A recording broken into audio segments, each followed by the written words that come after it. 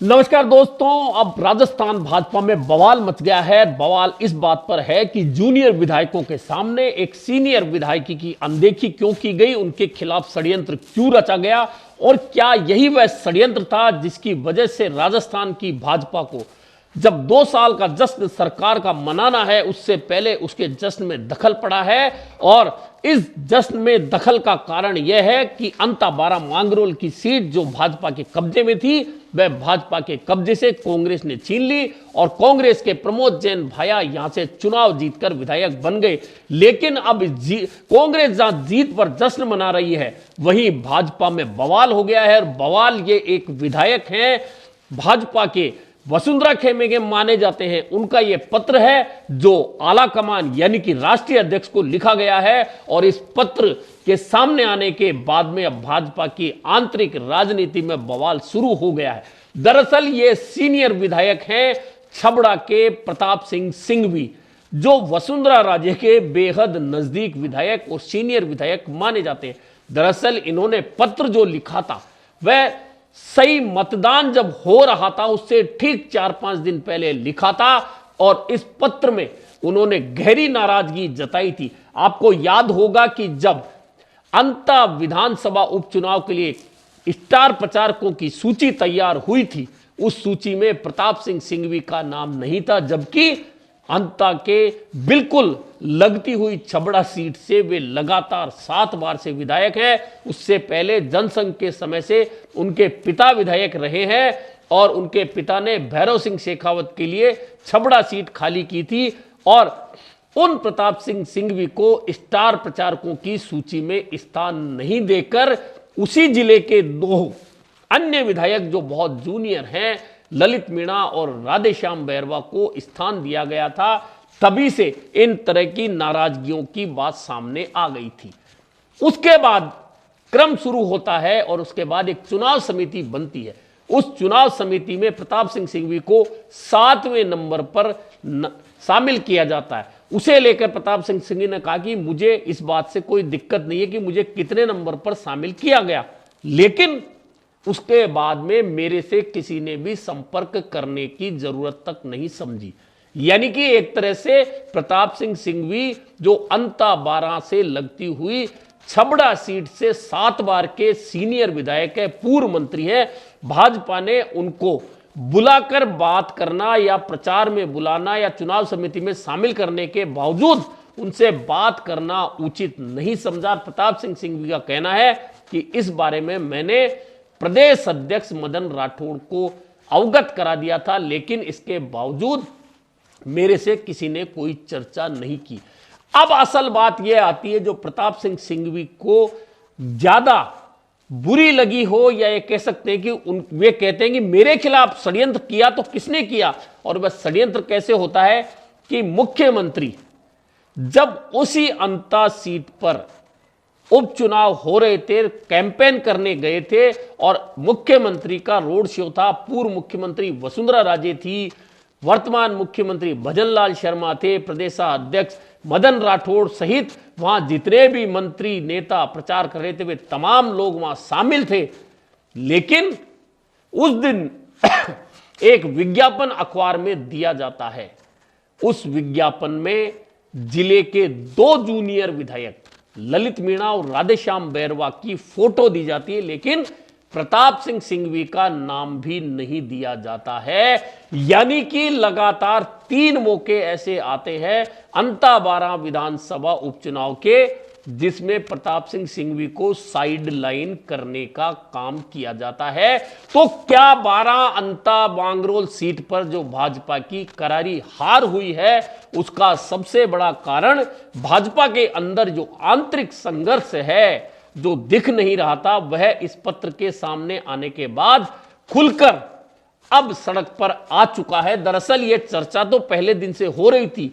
जैसे ही कंवरलाल मीणा की विधायकी रद्द हुई उसके बाद में उनकी विधायकी वापस रह जाए और उनकी दया याचिका जो राज्यपाल के पास लंबित थी उस पर फैसला हो जाए, उसके लिए राज्य सरकार को प्रयास करने थे और कैबिनेट की मंजूरी के बाद में दया याचिका को लेकर अपनी सिफारिश राज्यपाल को भेजनी थी। पूर्व मुख्यमंत्री वसुंधरा राजे ने उस पर पूरे प्रयास किए, लेकिन वह दया याचिका मंजूर नहीं हो पाई, क्योंकि कैबिनेट ने अपना नोट या अपनी सिफारिश राज्यपाल को नहीं भेजी।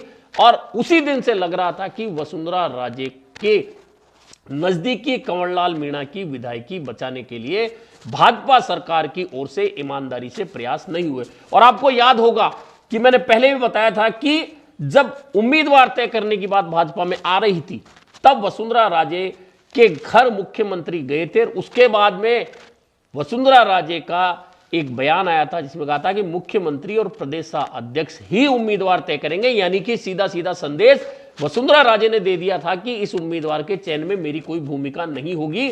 और जिस क्षेत्र में जिस नेता का वर्चस्व हो, प्रभाव हो, वह नेता अगर इस तरह की बात कहेगा तो निश्चित है कि जनता में सीधा संदेश है कि यह उम्मीदवार चुनने में मेरी कोई भूमिका नहीं है। ऐसे में भाजपा जाने और भाजपा का काम जाने।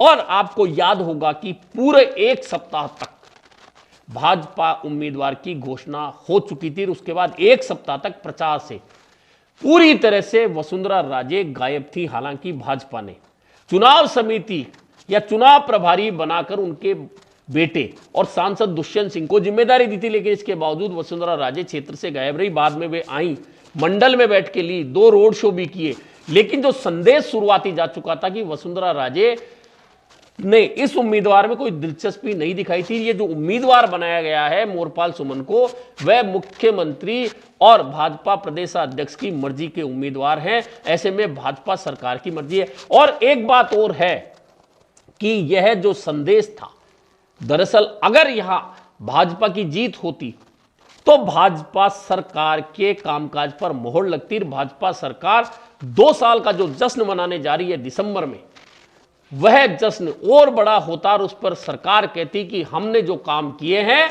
उन कामों की वजह से अंता की जनता ने भाजपा उम्मीदवार को जिताकर भेजा है, और उसका कोई भी श्रेय पूर्व मुख्यमंत्री वसुंधरा राजे के खाते में नहीं जाता।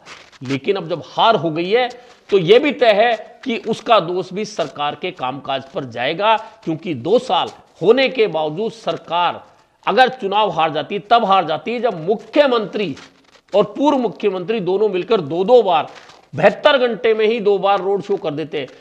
उप मुख्यमंत्री वहां डेरा डाले रहते हैं, कई मंत्री डेरा डाले रहते हैं, कई विधायक डेरा डाले रहते हैं, संगठन के नेता डेरा डाले रहते हैं। इसके बावजूद हार जो है बड़े अंतराल से हार होती है, तो इसका असर भी ये तय मान के चलिए कि सरकार पर पड़ेगा। वसुंधरा राजे पर इसलिए नहीं पड़ेगा क्योंकि वसुंधरा राजे बहुत साफ कह सकती हैं कि पार्टी ने मुझे जिस लायक समझा, प्रचार के लायक समझा, मैं प्रचार करने गई, मैंने मंडल की बैठकें ली, मैंने 2 रोड शो किए, मैंने कार्यकर्ताओं को समझाया, साथ लेकर घूमी, प्रचार किया, जितनी जिम्मेदारी मेरी हो सकती थी मैंने निभाई। इसके बावजूद अगर भाजपा सरकार के कामकाज के नाम पर अगर जनता वोट नहीं दे रही है तो इसमें मेरा दोष कहां है? यह बात अब भाजपा में आगे चलकर होने वाली है।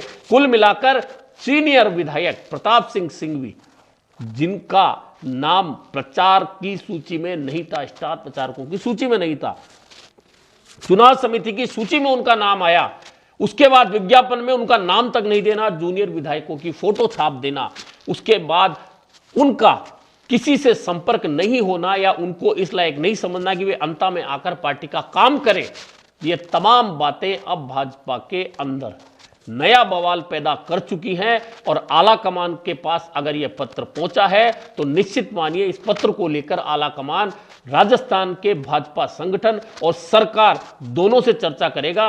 यहां एक बात इंपॉर्टेंट और है कि आने वाले दिनों में जो मंत्रिमंडल विस्तार फेरबदल होने वाला है उसमें एक नाम प्रताप सिंह सिंघवी का भी मंत्री बनने वालों में संभावित माना जा रहा है। लेकिन अब यह पत्र सामने आ जाना कहीं और नया बवाल तो पैदा नहीं करेगा, क्योंकि प्रताप सिंह सिंघवी सीधे सीधे पूर्व मुख्यमंत्री वसुंधरा राजे के खास विधायकों में माने जाते हैं। और आपको याद होगा कि चुनाव परिणाम आने के बाद जब राजस्थान में भाजपा को बहुमत मिल गया था तो कालीचरण सर्राफ और प्रताप सिंह सिंघवी जैसे विधायक वे लोग थे जो लगातार वसुंधरा राजे से मुलाकात कर रहे थे, जबकि बाकी विधायक वसुंधरा राजे से दूरी बनाने में लगे थे कि कहीं उनका नंबर नहीं कट जाए। ऐसे में अब प्रताप सिंह सिंघवी का यह पत्र सामने आना एक तरह से पूर्व मुख्यमंत्री वसुंधरा राजे और वर्तमान भाजपा के प्रदेश नेतृत्व के बीच में खींचतान को बहुत स्पष्ट रूप से उजागर कर चुका है। देखना यह है